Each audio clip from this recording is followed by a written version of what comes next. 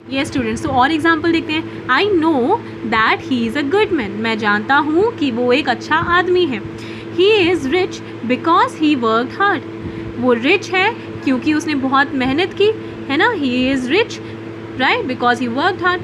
They do not know the school where he studies, they do not know the school, वो नहीं जानते वो school जहाँ वो पढ़ता है, राइट। द मेन क्लॉज और the principal clause is generally placed before a subordinate clause, जो मेन होता है या फिर जो प्रिंसिपल क्लॉज होता है वो जनरली कहाँ होता है, सबऑर्डिनेट क्लॉज के पहले, ठीक है। The word that joins two sentences, और जो वर्ड इन दोनों सेंटेंस को जॉइन करता है उसको हम क्या कहते हैं, उसको हम कहते हैं कंजंक्शन, और इनके केस में उनको हम कहते हैं सबऑर्डिनेट कंजंक्शंस, ठीक है।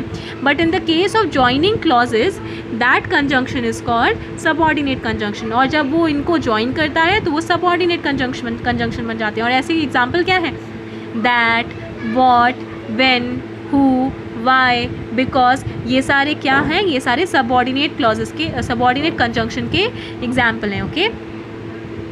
सो ये सबऑर्डिनेट कंजंक्शन है। A clause beginning with these words is generally a subordinate clause, और वो क्लॉज जो शुरू होता है इन शब्दों से वो क्या होता है, जनरली एक सबऑर्डिनेट क्लॉज होता है, ठीक है। जैसे आई नो, मैं जानता हूँ, क्या जानता हूँ, that he is a good man, that he is a good man, इसका खुद का कुछ मीनिंग है। He is rich because he worked hard, because he worked hard.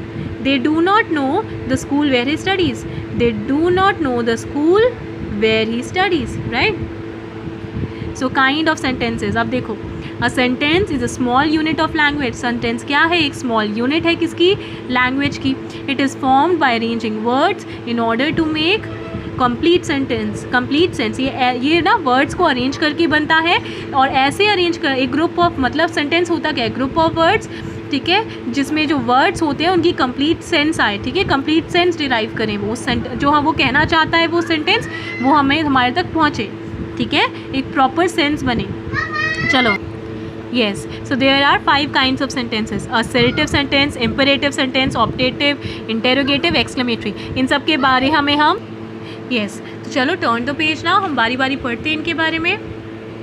ये students, so first one is assertive, assertive कह लो या declarative कह लो या स्टेटमेंट कह लो। तो असर्टिव सेंटेंसेस वो सेंटेंस होते हैं दैट स्टेट्स और D clauses something is called N assertive और डिक्लेरेटिव सेंटेंस, ठीक है।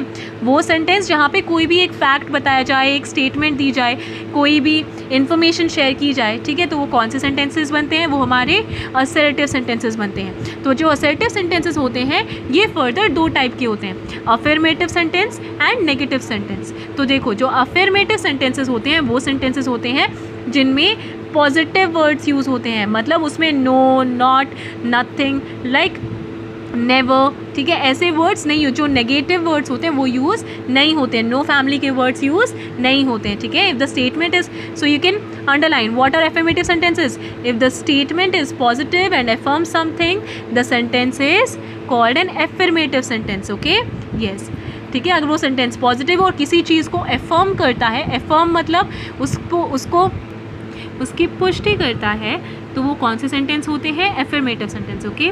तो यहाँ पे देखो कुछ एग्जांपल, आई वर्क हार्ड, मैं बहुत मेहनत करता हूँ, मैं मेहनत करता हूँ। ही रीड्स अ बुक, वो बुक पढ़ता है। सचिन इज़ प्लेइंग, सचिन खेल रहा है। शी सिंग्स अ सॉन्ग, वो गाना गाती है, राइट। तो यहाँ पे क्या कोई भी नो फैमिली का वर्ड यूज़ हुआ, नहीं, यहाँ पे सारे पॉजिटिव वर्ड्स यूज़ हुए हैं, राइट। अब चलो, इसका दूसरा टाइप क्या है, नेगेटिव सेंटेंस। तो नेगेटिव सेंटेंस कौन से होते हैं, negative sentence is the statement, if the statement, यहाँ पे इफ़ करो, okay, if the statement is negative and denies something, किसी भी चीज़ को मना करता है, डिनाइज करता है, the sentence is called a negative sentence. तो उस टाइम वो सेंटेंस क्या कहा जाएगा, एक नेगेटिव सेंटेंस कहा जाएगा, ओके। तो देखो, जैसे इसमें नो फैमिली के वर्ड्स होते हैं, जैसे आपको बताया, जैसे यहाँ पे देखो, I do not work hard, मैं मेहनत नहीं करता हूँ। Sachin is not playing, Sachin नहीं खेल रहा है। He does not read a book, वो बुक नहीं रीड करता है। देखो यहाँ पे ये सारे पॉजिटिव थे, इनका वही एग्जैक्टली नेगेटिव करके लिख दिया, मतलब नॉट के साथ, राइट। सो इंटेरोगेटिव सेंटेंस। अब ये हम दूसरा देखते हैं, इंटेरोगेटिव सेंटेंस। ये कौन से सेंटेंसेस होते हैं, ये वो सेंटेंसेस होते हैं जिनमें सीधे से क्वेश्चन पूछा जाता है। इंटेरोगेशन, पता है ना, पुलिस क्या करती है, इंटेरोगेट करती है, राइट, मतलब वो पूछताछ करती है, क्वेश्चंस, राइट। सो इंटेरोगेटिव मतलब जहाँ पे क्वेश्चंस पूछे जाएँ, ठीक है. So what is an interrogative sentence? A sentence that asks a question is called N interrogative sentence. Okay, it is always followed by a question mark, और इसमें हमेशा हमेशा क्या होता है? क्वेश्चन मार्क होता है. ठीक है, क्योंकि ये क्वेश्चन पूछ रहे हैं ना. So are you going to school now? क्या तुम अभी स्कूल जा रहे हो? क्वेश्चन है, question mark. Do you know him? क्या तुम इन्हें जानते हो? Question mark. Where are you fighting with your friend? कहाँ लड़ रहे हो तुम अपने दोस्त से? Question mark. When will you come? When will you come? कब आओगे तुम? Right, question mark. ये सारे क्या थे? क्वेश्चन है.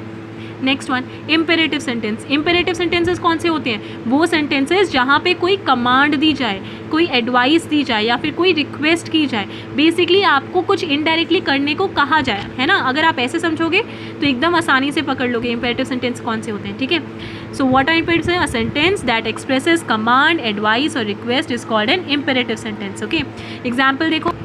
यस, जैसे स्टैंड अप, खड़े हो जाओ, तो क्या है ये ऑर्डर है. Please give me a book, कृपया मुझे बुक दे दो, तो रिक्वेस्ट किया ना. ओपन द डोर, जैसे यहाँ पे आपको पहले क्या बोला? आपको खड़ा होने को बोला, फिर बोला मुझे बुक दे दो, फिर क्या बोल रहा है? ओपन द डोर, दरवाज़ा खोल दो. तो ये क्या है? ऑर्डर है. ऑलवेज स्पीक द ट्रूथ, हमेशा सच बोलना चाहिए. क्या है? एडवाइस है. ठीक है, तो ये सारे सेंटेंसेस कौन से हुए? ये इंपेरेटिव सेंटेंसेस, राइट. फिर और एक चीज़ देखा, यहाँ पे भी फुल स्टॉप था, और ये जो हमारे एफर्मेटिव सेंटेंस और जो नेगेटिव सेंटेंसेस थे इनमें भी फुल स्टॉप था, राइट. नाउ लास्ट वन, कौन से? एक्सक्लेमेटरी. तो एक्सक्लेमेटरी कौन से होते हैं? एक्सक्लेमेटरी वो सेंटेंस जहाँ पे एक बहुत ही स्ट्रॉन्ग सडन फीलिंग को डिस्क्राइब किया जाए. Okay, so a sentence that expresses some strong or sudden feelings such as surprise हो जाना, anger है ना, गुस्सा, pleasure is called an exclamatory sentence. ठीक है, तो जैसे hurray, we have won the match, मतलब बहुत खुश, हुर्रे, है ना, कि हम मैच जीत गए. How intelligent the girl is, कितनी बुद्धिमान है ये लड़की. Bravo, you have got victory in the battle. Bravo, तुम जीत गए, है ना, तुम इस बैटल में. बैटल मीन्स एक लड़ाई. ठीक है, व्हाट अ ब्यूटीफुल फ्लावर, कितना सुंदर फूल है ये, राइट. सो ये सारे क्या है? एक्सक्लेमेशन है ना. हमने कैसे बोला? एक एक्सक्लेमेशन के साथ, एक फीलिंग के साथ बोला, right. Yes, so clear. So every exclamative sentence is followed by an exclamation mark. Okay, next one is optative. तो optative sentences कौन से होते हैं? optative sentences वो sentences होते हैं जहाँ पे कोई wish या prayer express की जाए. ठीक है, उन sentences को हम क्या कहते हैं? उनको हम optative sentence कहते हैं. जैसे कि may you live long, कि तुम्हारी उम्र बहुत लंबी हो. एक विश किया ना, wish you the best of luck, तुम्हें बहुत बहुत अच्छा, है ना, तुमको बेस्ट ऑफ लक विश किया. तो ये क्या है? विश किया, एक प्रे किया. तो ये सारे कौन से सेंटेंसेस हो जाते हैं? ये सारे हो जाते हैं हमारे ऑप्टेटिव सेंटेंस. ओके, तो यहाँ देखो, ऑप्टेटिव एक्सक्लेमेटरी दोनों में ही एक्सक्लेमेशन मार्क होता है, लेकिन जो ऑप्टेटिव होते हैं उनमें एक विश और प्रेयर होती है, वहीं एक्सक्लेमेटरी में एक सडन फीलिंग या फिर एक सरप्राइज, एंगर या प्लेजर होता है. Okay, clear. Yes, so students, अभी मैं आपको कुछ होमवर्क दे रही हूँ, उसको आप करिएगा. Students, here are some questions. यहाँ पे आपको करना क्या है? यहाँ पे आपको बताना है ये जो सेंटेंसेस हैं ये सिंपल हैं, कंपाउंड है या कॉम्प्लेक्स हैं. Okay, yes, so do your homework properly, finish it on time, and if anyone has any queries regarding SS Convent School, they can contact on these two given numbers.